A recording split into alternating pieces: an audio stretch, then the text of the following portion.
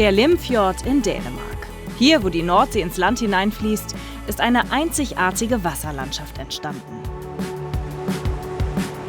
Einsame Inseln, malerische Steilküsten und ganz viel Wind. Und eins merkt man schnell: Die Leute hier umweht irgendwie diese berühmte dänische Zufriedenheit.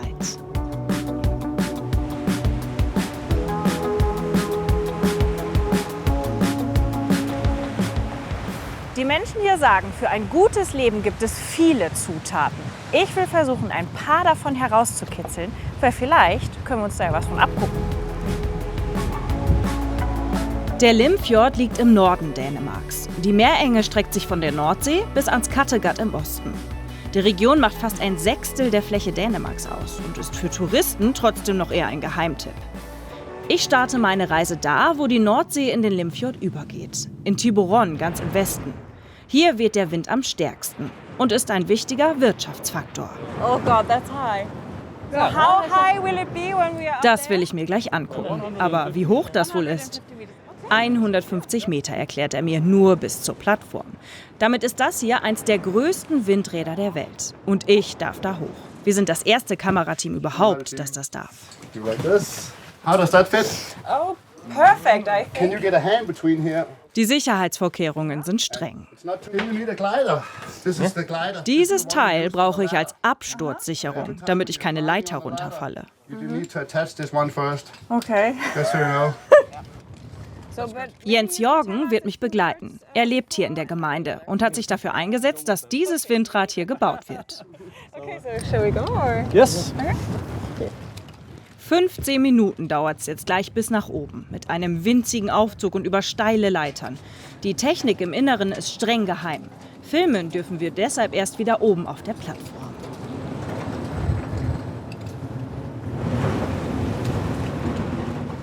Ein anderer Ort, der auch nicht leicht zu erreichen ist Livø. Eine von 7 bewohnten Inseln im Limfjord. 30 Minuten dauert die Überfahrt. Drüben angekommen wartet Jesper Lynge Bergholt. Jesper guckt regelmäßig, ob mit der Fähre noch Tagesgäste auf die Insel kommen. Aber heute trifft er nur die Frau seines Nachbarn, die mit Einkäufen vom Festland kommt. Hi Bente, ich helfe dir. Nee, geht schon.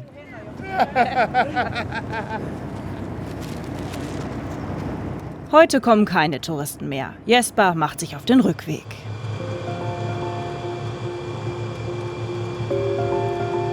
Livø ist 6 Kilometer lang und 1,6 Kilometer breit. Die Insel steht unter Naturschutz. Viel ist hier nicht los. Jesper ist einer von gerade mal 4 Einwohnern, die hier leben. Aber es gibt viele Häuser. Das liegt an Livøs Geschichte. Von 1911 bis 1970 lebten hier Menschen mit geistiger Behinderung. Heute gehören die restaurierten Wohngebäude zu Jespers Feriencenter. Auch einen Zeltplatz gibt es. Und im Sommer organisiert Jesper hier Festivals. Dann kommen bis zu 1000 Leute nach Livø. Ulla og jeg er jo sat her for at være moster og onkel tilbage. Meine Frau Ulla und ich empfangen die Gäste hier sozusagen wie in einer dänischen Familie. Wir verstehen uns als Onkel und Tante der Dänen. Wir möchten, dass sie sich hier wohlfühlen, eine gute Zeit haben, sich erholen. Med al den livskraft, som de Und nu sich har, natürlich auch ordentlich og benehmen. at de også opfører sig ordentligt. Kaffee, Tee, Toilettenpapier, Bier. Alles muss Jesper drüben auf dem Festland bestellen und von der Fähre abholen. Jesper ist nämlich auch der Köpmann, der Kaufmann von Livø. Seine Frau Ulla steht schon seit heute früh in der Küche. Morgen erwartet sie eine große Gruppe mit 40 Gästen, die sie alle versorgen muss. Ulla ist streng genommen keine echte Einwohnerin auf Livø, sondern pendelt regelmäßig vom Festland rüber. Sie ist gerne hier, aber dauerhaft hier wohnen, das wäre nichts für sie. Als Jesper vor 8 Jahren mit der Idee kam, nach Livø zu gehen, war sie alles andere als begeistert. Det er jo egentlig Jesper, der tog den beslutning for os. Jesper kannte Livø. Ich hatte gar keine Ahnung. Ich wusste nicht einmal, wo Livø überhaupt liegt. Er kam nach Hause und sagte, Livø ist zu verpachten. Ich sagte auf gar keinen Fall. Livø var til forpagtning. Og jeg sagde, no fucking way. Nun ja, wir haben uns hier umgesehen und ich habe mich in dieses Leben hier gleich verliebt. Fuldstændig forelsket i Livø. Ulla backt und kocht möglichst mit dem, was auf der Insel wächst. Das Korn für ihr Brot ist draußen auf den Feldern gewachsen.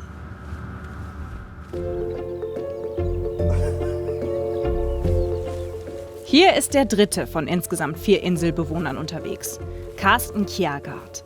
Seit 20 Jahren lebt der Landwirt mit seiner Frau auf Livø. Sie experimentieren mit alten Getreidesorten, kümmern sich um ihre Rinderherde. Das ganze Jahr weiden ihre Tiere draußen und kalben hier auch.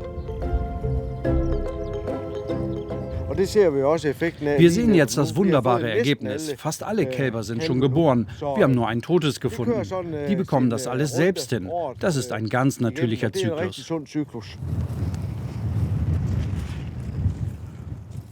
Die weidenden Rinder verhindern, dass die Insel verbuscht, also zuwächst. So bekommen Gräser und Blumen genug Licht, um zu wachsen.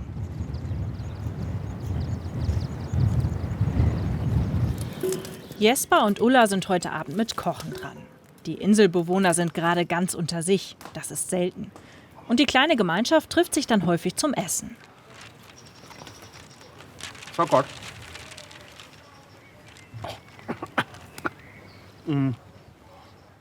Das ist wirklich lecker.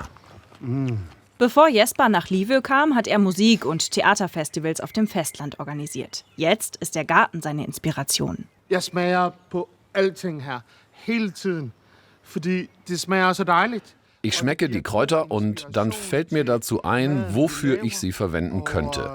Ich probiere nicht nur hier im Garten, eigentlich überall, auch im Wald. Ich muss einfach alles probieren. Ulla warnt mich immer, isst das nicht. Das könnte giftig sein. Du ved ikke, om det er giftigt.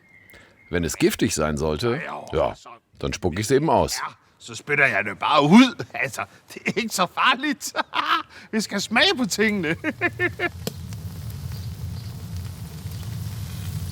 Wikingerküche. Mit der Kochkultur der Nordmänner kennen Jesper und Ulla sich mittlerweile ganz gut aus. Sie haben in Archiven geforscht, geben im Winter Kochkurse in ganz Skandinavien.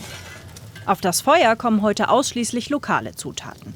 Heute Lachs aus dem Fjord, Spitzkohl mit wildem Knoblauch und das Fleisch der Livø-Rinder.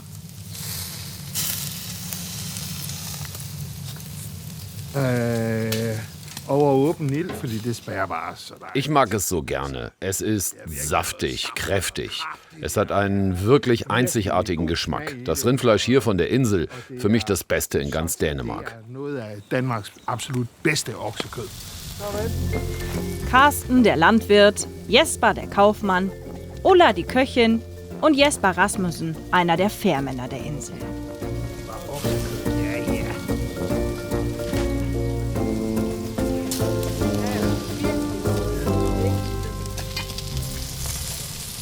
Skål. Nå.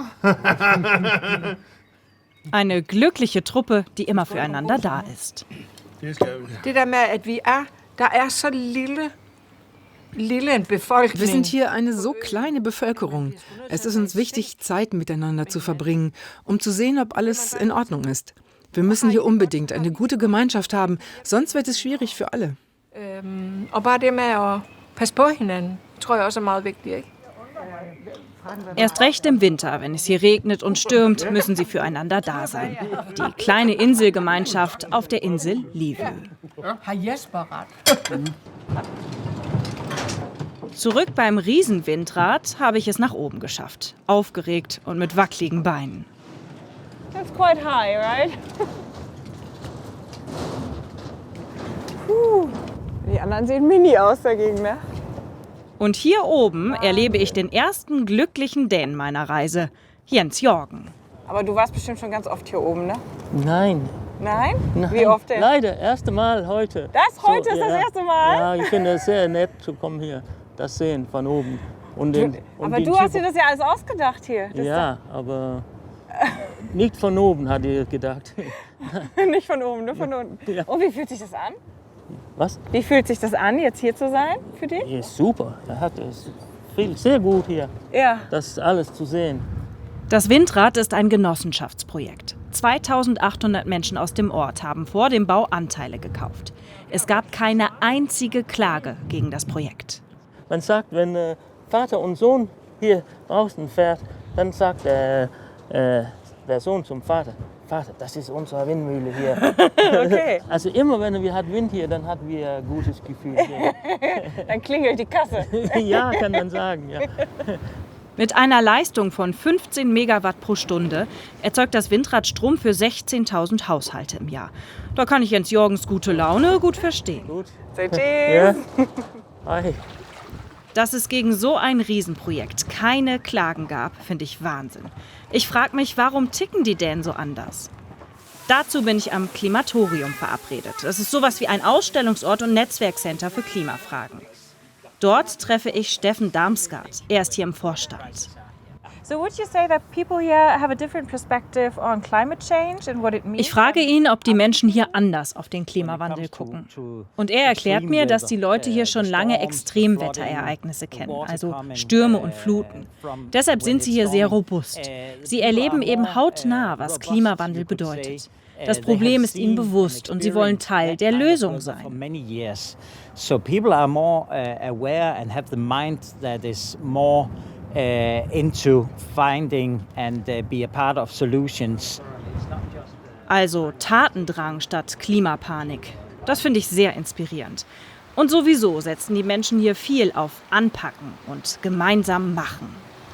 Det var I fordomstider, Løgstør blev til en by. Finn, Jens und Erik, die Wächter von Løgstør, geben ein Ständchen für die Touristen. Det var engang en vægters klare svar. Det kommer ikke klappe. Det er nemlig aldrig nogen, der har gjort før. Finn, Jens und Erik gehören zu Løgstörs Ehrenamtlichen. Davon gibt es hier in der kleinen Stadt am Fjord jede Menge. Rund 4000 Einwohner haben sie hier und viele von ihnen packen mit an. Hier bilden sie gerade wieder jemand Neues aus. Sie sind ganz aus dem Häuschen, denn Tina senkt den Altersdurchschnitt.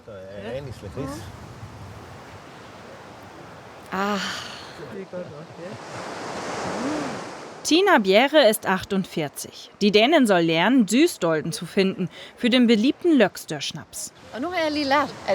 Ich dachte, es wären alles dieselben Blumen.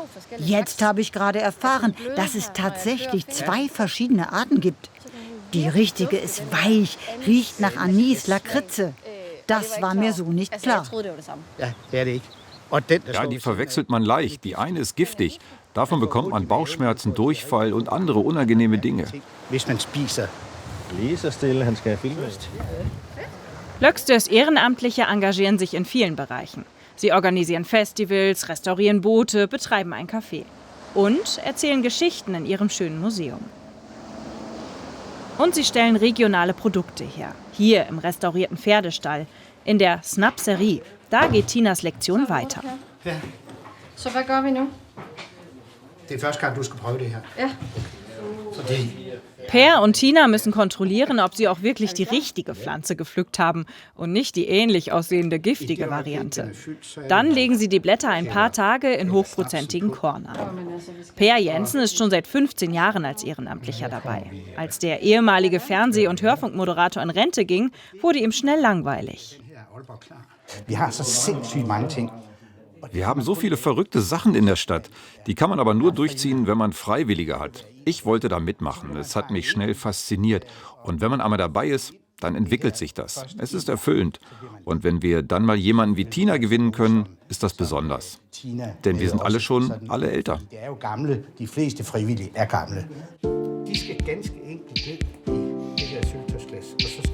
Jedes Jahr kreieren sie ein neues Aroma. Mit allem, was die Natur am Fjord hergibt. Sanddorn, Schlehe oder auch granulierter Seetang.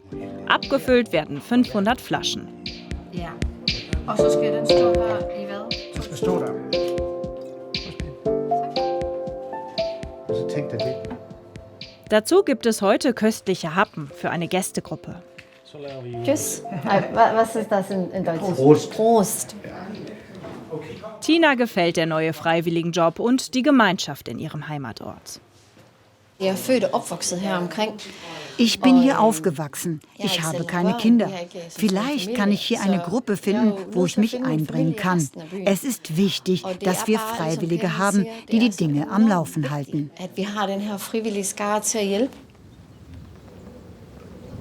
Und dann will Per Tina noch einen freiwilligen Job zeigen. Der 75-Jährige erzählt gerne historische Geschichten aus dem Ort und über eine besondere Attraktion, den denkmalgeschützten Løgstør-Kanal, der direkt parallel zum Fjord fließt. Im Sommer bietet Per für Touristen Bootstouren an und erzählt vom abenteuerlichen Bau dieses Kanals. Seine Idee? Vielleicht könnte Tina diese Führung ebenfalls übernehmen. Die Geschichte geht so. Eine Sturmflut türmte 1825 im Fjord vor Løgstør Sand- und Kiesbänke auf. Und viele Schiffe blieben in den Untiefen stecken. Daraufhin mussten Kapitäne ihre Ladung abladen und sie umständlich auf dem Landweg weiter transportieren, bis es mit einem anderen Schiff weitergehen konnte.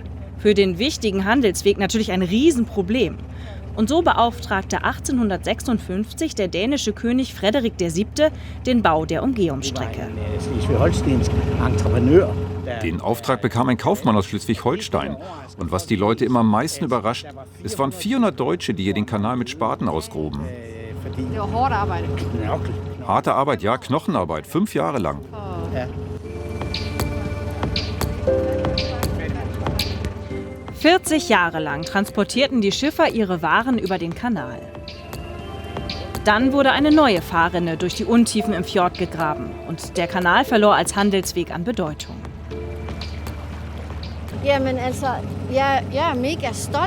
Ich bin unglaublich stolz auf diesen Ort. Es motiviert und inspiriert mich, hier zu sein. Und ja, ich möchte diese Motivation und Inspiration mit anderen teilen und weitergeben. Heute sind die 4,4 Kanalkilometer eine beliebte Attraktion für Touristen, Freizeitkapitäne, Jogger und Wanderer.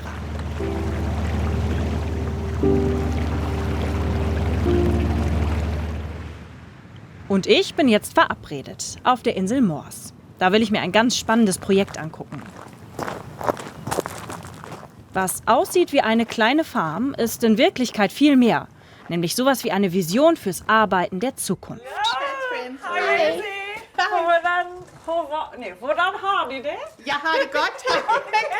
Else Christensen hat mich eingeladen. Sie lebt hier mit ihrem Verlobten Per und führt von hier ein internationales Unternehmen. Für mich, sage ich, sieht das hier aus wie ein Wohnzimmer. Das soll ein Büro sein? Ja, sagt Else, genau so wollten sie es. Sie wollten einfach etwas Neues erschaffen, weil da draußen ein Krieg tobt. Ein Krieg um die besten Nachwuchskräfte. Else berät andere größere Unternehmen, zum Beispiel bei Steuerfragen und wenn sie Kräfte aus dem Ausland anwerben wollen. Das kann kompliziert sein und ziemlich trocken. Wer darin gut ist, kann Forderungen stellen, flexible Arbeitszeiten und ein angenehmes Arbeitsumfeld. Else erzählt, dass ihre Mitarbeiter auch einfach mal rausgehen können, Karotten ernten oder Unkraut zupfen. Wenn man gerade an einer schwierigen Sache sitzt, sagt Else, löst die sich dabei oft von allein im Kopf. Der Hauptsitz ihrer Firma mit 23 Angestellten ist immer noch in der Stadt. Aber wer will, darf hier auf Mors arbeiten. So wie Else selbst. Sie hat es vor 2 Jahren zurück aufs Land gezogen, dorthin, wo sie aufgewachsen ist. Did you miss the countryside? Oh yeah. I was nearly dying. Really? Vor Heimweh sei sie fast gestorben, sagt sie.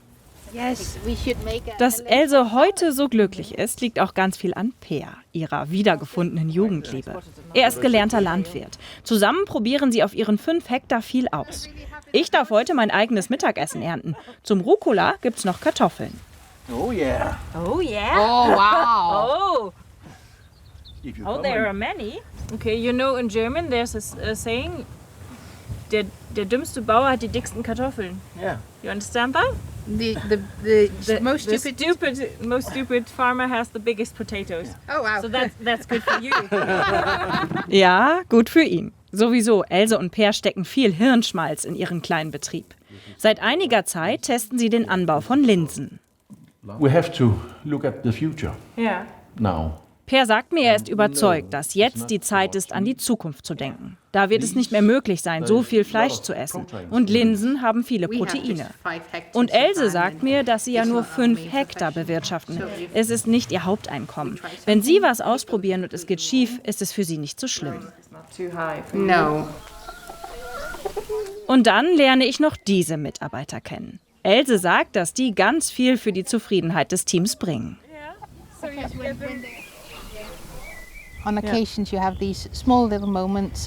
Durch die Tiere und die Natur hätten sie hier viele kleine Glücksmomente, erzählt sie. Ob das ihr Schlüssel zum Glück ist?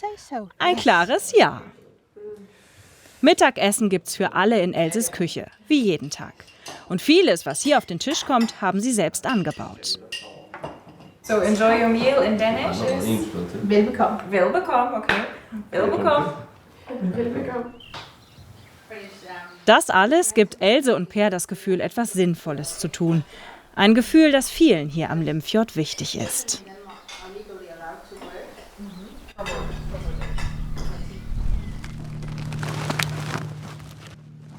Morgens 4:30 Uhr in Nyköping, ebenfalls auf der Insel Moers.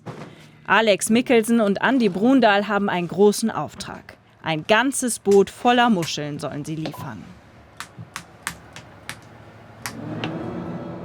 Die beiden sind ein eingespieltes Team. Viel gesprochen wird morgens nicht. Die Bedingungen heute ideal. Der Fjord ist spiegelglatt. Perfekt, um Muscheln zu ernten.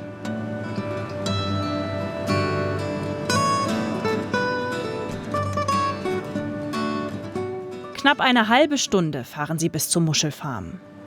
Mange gange er det jo forskelligt. Es ist immer unterschiedlich. An manchen Morgen ist es so schön wie jetzt.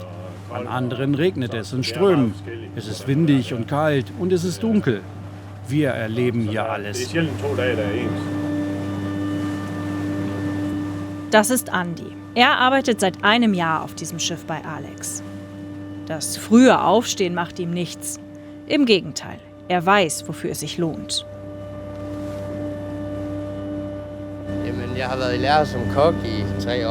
Davor habe ich eine Kochlehre gemacht und zuletzt in der Metzgerei gearbeitet. Ich habe dort in einer Werkbank gestanden und jeden Tag auf einen Parkplatz geschaut. Und jetzt? Schaut euch um, das verändert mein Denken.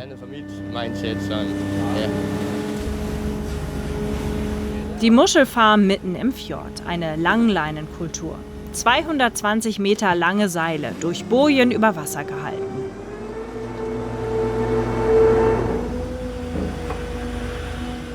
Andi hebt eine der langen Leinen hoch. Zwischen den Bojen hängen die Baumwollnetze. Dort wachsen die Muscheln. Alex und ein paar Freunde kamen vor 20 Jahren auf die Idee, mit Meeresfrüchten Geld zu verdienen. Seither hat der 45-Jährige die Ernte perfektioniert. Ganz am Anfang sind wir mit einem ganz kleinen Boot rausgefahren. 7 mal 3 Meter, ohne Strom. Wir haben alles per Hand gemacht. Wir haben die Seile an Bord gezogen und mit der Hand abgestreift. Es hat ewig gedauert und wir mussten sehr oft rausfahren. Wir konnten nur 4 Tonnen auf einmal ernten.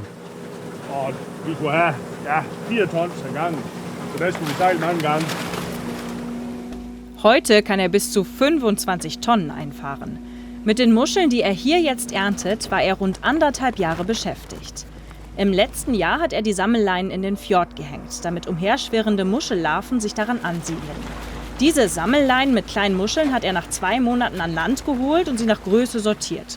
Und dann wieder alle in den Fjord gebracht und an die Bojen gehängt.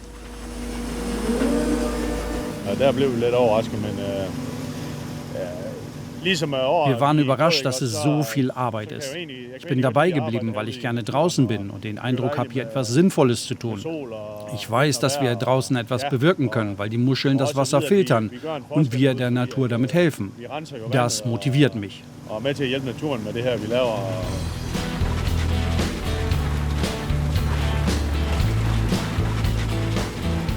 In der Saison fährt Alex 5 bis 6 Tage die Woche raus. Pendelt zwischen seinen 12 Farmen hin und her.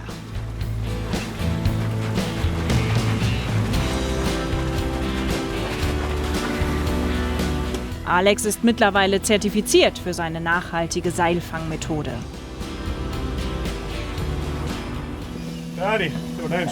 Fertig für heute. Bevor es allerdings zurückgeht, muss Alex noch Wasserproben nehmen, aus 3 verschiedenen Tiefen. Die Proben sind wichtig, da hier im Fjord gelegentlich giftige Algen auftauchen. Im Labor wird das Wasser später untersucht. Nach gut 6 Stunden ist das Boot voll beladen und es geht zurück.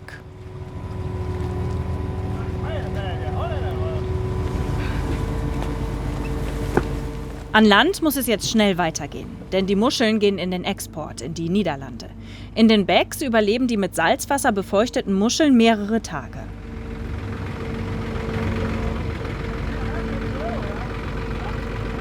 Eine halbe Stunde, dann ist das Schiff abgeladen. Nein, jetzt kein Mittagsschlaf. Ich habe noch so viele Dinge an Land zu tun. Ein Boot muss repariert werden. Das wird mich noch einige Stunden wach halten. Ich bin noch lange nicht fertig. Und wenn Andi und Alex morgen früh wieder in den Fjord rausfahren, sind ihre Muscheln schon in den Niederlanden.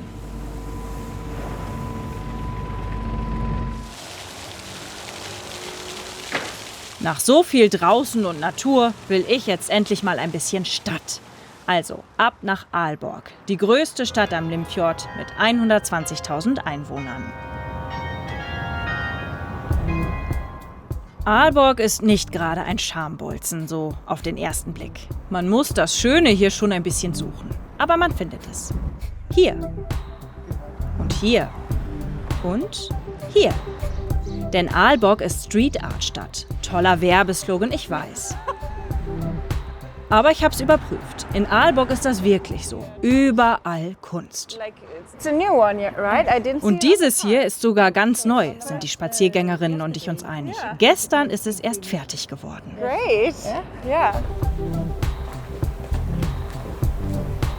Aalborg hatte aber auch ein ganzes Viertel, das immer schon bunt war. Die Altstadt. Und hier stoße ich zufällig auf ein Juwel. In diesem Hinterhof entdecke ich eine Kunstoase.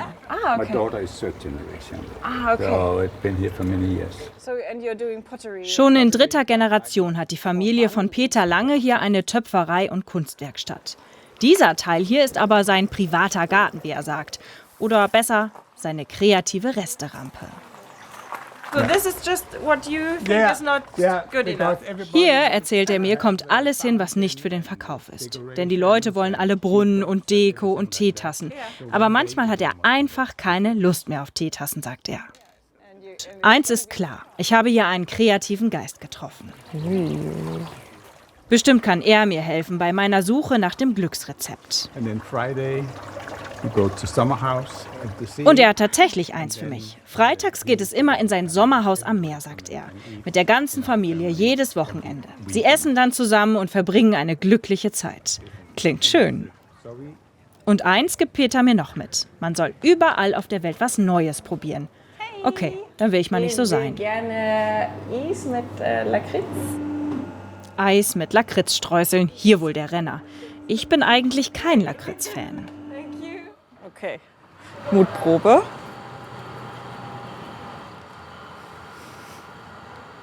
Oh ne, bitteschön. Schenke ich dir. Na gut, dafür reizt mich eine andere Attraktion. Die singenden Bäume von Aalborg.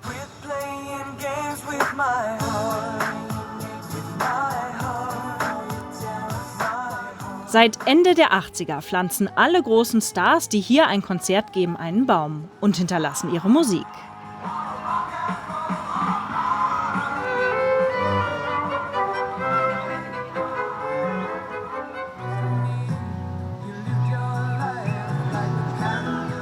Knapp 100 sind es jetzt, also wirklich für jeden was dabei.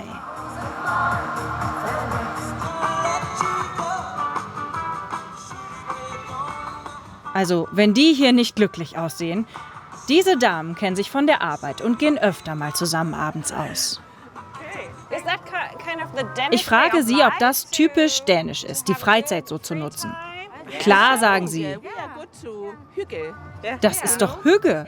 Ich dachte allerdings, Hügge heißt zu Hause bleiben, es sich gemütlich machen. Aber das ist wohl ein großes Missverständnis. Das hier, dieser Ausflug ist auch Hügge, sagen sie. Ich sag's ganz ehrlich, es war eher Liebe auf den zweiten Blick mit Aalborg. Aber irgendwie war das hier Mini-Urlaub für die Seele. Und dafür gibt's hier am Limfjord viele Orte. So wie die Handbjerg-Marina. Sie ist über diese Brücke zu erreichen. Und auch wenn es an heißen Sommertagen selten wärmer als 25 Grad wird, heißt sie bei den Menschen hier Little Dubai.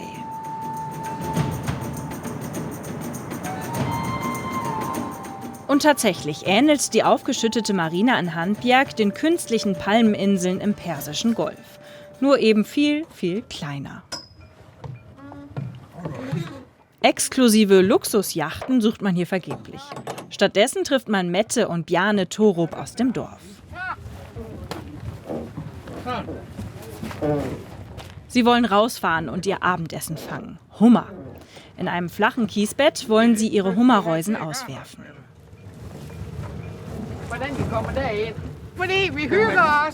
Wir fahren raus, weil wir gemeinsam etwas unternehmen wollen. Das macht Spaß. Die Stille draußen auf dem Wasser, einfach wunderschön. Und wenn die Sonne scheint, ist es besonders schön.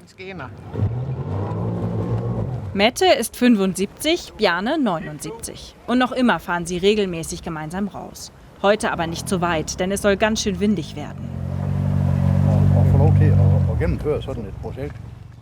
Und diese beiden hier kümmern sich in der Marina um alles. Jesper Larsen und Martin Darsberg. Der besitzt selber gar kein Boot, hatte aber vor 20 Jahren die Idee.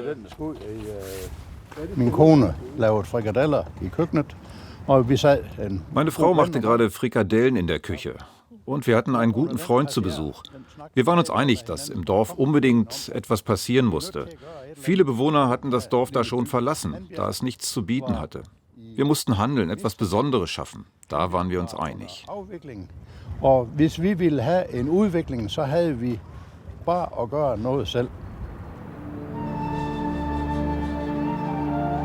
Die größte Aufgabe, sie mussten Geld beschaffen. Fördergelder und Spenden reichten anfangs nicht aus. Und so halfen mehr als 100 Dorfbewohner in Eigenleistung mit.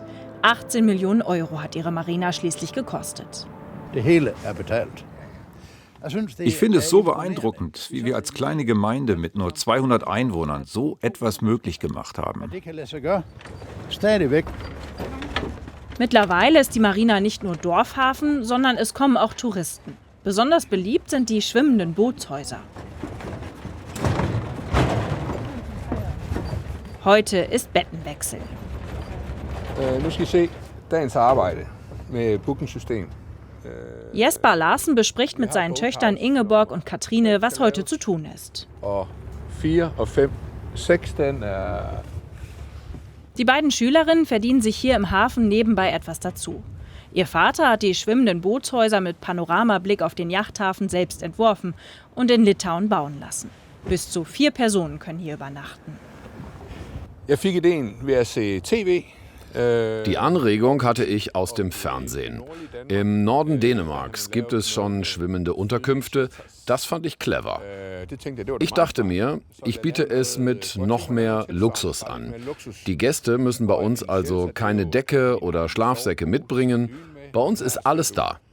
Der Gast wacht auf wie in einem Hotelzimmer. Vor allem junge Pärchen und Großeltern mit kleinen Enkeln buchen die schwimmenden Hotelzimmer. Mittlerweile ist die Marina ausgezeichnet als touristisches Leuchtturmprojekt. Und Jesper überlegt, ob er noch ein paar weitere Häuser bauen sollte. Dann frischt der Wind kräftig auf. Jesper muss helfen. Er wurde von dem Kapitän dieses Ausflugsschiffs angefunkt. Der braucht Unterstützung beim Anlegen. Und auch Mette und Bjarne sind zurückgekehrt. Wir fangen 4 Stück Hummer. Wir haben 4 große Hummer gefangen. Zu Hause kochen wir sie. Ungefähr 10 bis 12 Minuten. Dann werden sie rot. De skal koge 10-12 minutter. Und dann ab ins Kühlfach. Og så skal de køle af, og så i fryseren. Erst dann können wir sie auf den Grill legen. Oder ich mache doch einen Hummersalat. Auf jeden Fall aber ein perfektes Abendessen. Det var perfekt.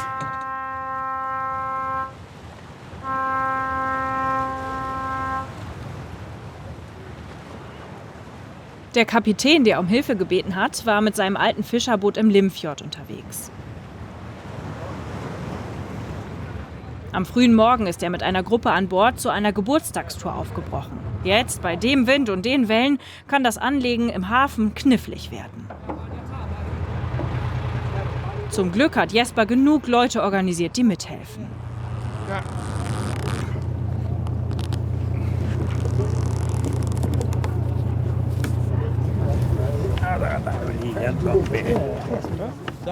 Ja, det var en rigtig, rigtig god Es war ein toller Ausflug. Wir hatten ziemlich hohe Wellen. Das hat uns dann doch überrascht.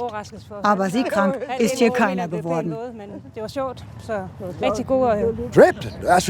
Ja, es war eine echte Schaukelei. Wellig und windig, meterhohe Wellen. Aber ich segel seit 60 Jahren, darauf kann ich mich einstellen. So ist es eben hier. Ein ganz normaler Tag also. Windig, aber nicht zu heiß. In Little Dubai am Limfjord. Es wird Abend. Ich will mir einen Ort anschauen, an dem Leute auch was gewagt haben. Weinanbau ist ja jetzt nicht so typisch Dänemark. Und trotzdem hat Hans-Jürgen Madsen hier vor 30 Jahren damit angefangen. Sein härtester Gegner, der ständige Wind. Hans-Jürgen erzählt mir, dass er alle Bäume hier selbst gepflanzt hat, als Windschutz. Aber an dieser Stelle haben sie wieder gefällt. Das ist zwar schlecht für den Wein, aber gut für die Aussicht.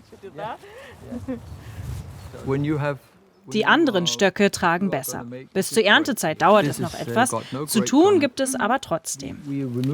Okay, you have to get rid of them. Okay. Zusammen sollen wir die schwachen Triebe raussuchen und ausgeizen, damit die guten genug Platz und Licht haben zum Wachsen. And I just drop them on the floor? Die kleinen, schmächtigen Äste tragen eh nicht. Das mit dem Weinanbau hat Hans-Jürgen sich ausgerechnet in England abgeguckt. Da hat die Familie nämlich lange gelebt. And you came back from England and you decided to do wine in Denmark. How did people Die Leute in der Region hätten sich nach seiner Rückkehr schon sehr über ihn und seine Idee gewundert, sagt er. Did they think you were crazy? Did they tell you? Sie hätten ihn tatsächlich für verrückt erklärt, gibt er zu. Aber er habe es so stehen lassen. Nach ein paar Jahren seien dann aber Leute auf ihn zugekommen und wollten ihm Pflanzen abkaufen, um selbst Wein anzubauen. Heute gibt es einige Weingüter in Dänemark. So how hard is it to grow wine in Denmark? Ich will wissen, wie schwierig es ist, in Dänemark Wein anzubauen. Gar nicht so schwer, sagt er, wenn man die richtige Sorte hat. Aber hier zum Beispiel hat eine Sorte nicht funktioniert. Da mussten sie letztens einiges neu pflanzen. Seine Kinder werden den Betrieb weiterführen. Vermeintlich verrückte Ideen verfolgen, zahlt sich am Limfjord aus, sagt Hans-Jürgen.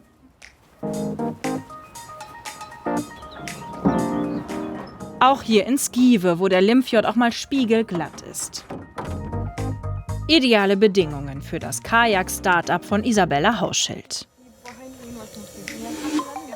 Auch wenn es draußen jetzt ruhig ist, müssen alle Schwimmwesten anziehen. Das Wetter könnte sich schnell ändern.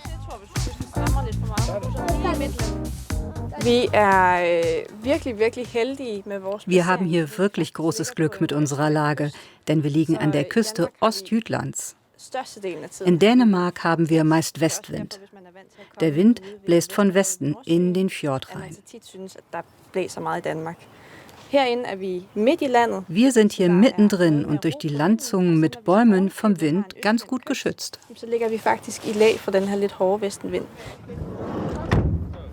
Mit einer Vision ist Isabella hier an den Start gegangen. Was sie ihren Gästen anbietet, ist ganz neu.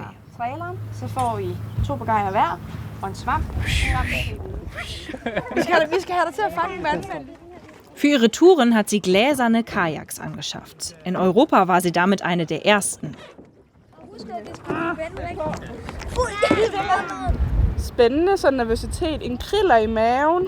Ich bin schon aufgeregt, so ein leichtes Flattern im Bauch. Ich weiß ja nicht, ob ich vielleicht doch reinfalle. Wir werden sehen.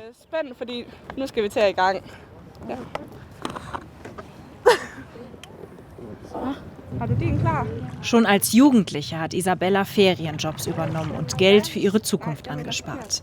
Mit 18 hat sie dann ihr Sparkonto aufgelöst und mit einem Zuschuss ihrer Eltern ihre ersten gläsernen Kajaks gekauft. Einer der ersten Momente, die mich wirklich dazu inspiriert haben, irgendwas mit Glaskajaks zu machen, liegt weit zurück. Ich war 6 oder 7 Jahre alt. Ich war mit meinen Eltern im Urlaub auf Rhodos. Wir waren mit einem Glasbodenboot unterwegs, einem echten Glasbodenboot mit Motor und allem drum und dran. Ich fand es einfach unglaublich, all das Leben unter Wasser zu sehen.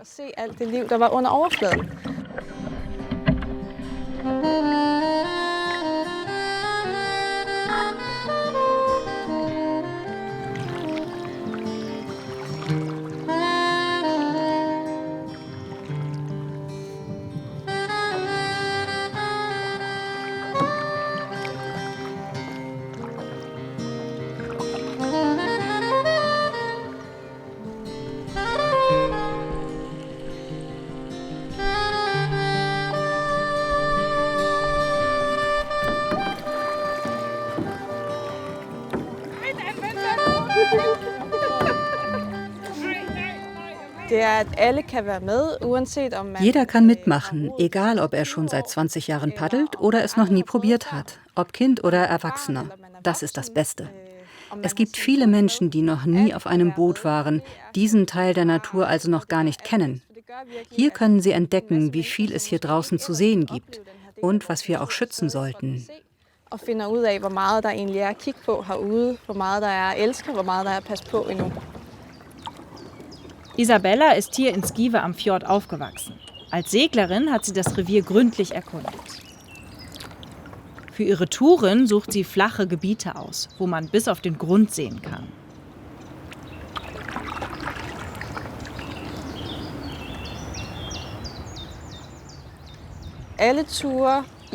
Jede Tour mit dem Glaskajak ist für mich anders, auch wenn ich 2 oder 3 Mal am Tag dieselbe Route fahre. Für mich ist es jedes Mal eine neue Tour. Das macht den Reiz aus. Die Natur ist nie gleich.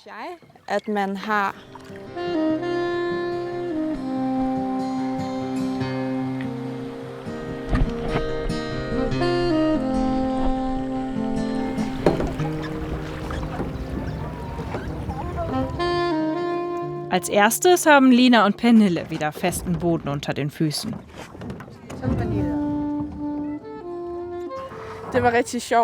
Es hat wirklich Spaß gemacht, den Fjord mal anders zu sehen, wenn man ihn sonst nur von oben sieht. Plötzlich kann man nach unten schauen. Ist wirklich verrückt, selbst wenn man erwachsen ist.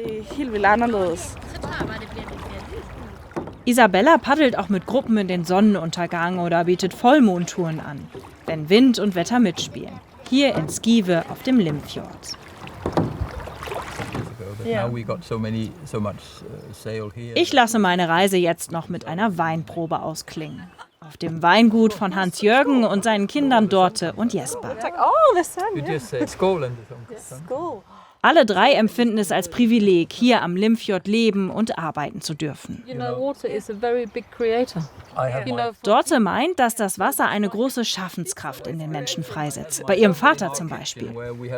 Und der erzählt, dass er in seiner Küche einen Sessel hat zum Philosophieren. Da sitzt er dann, guckt aufs Wasser, grübelt und träumt. Der Fjord inspiriert ihn.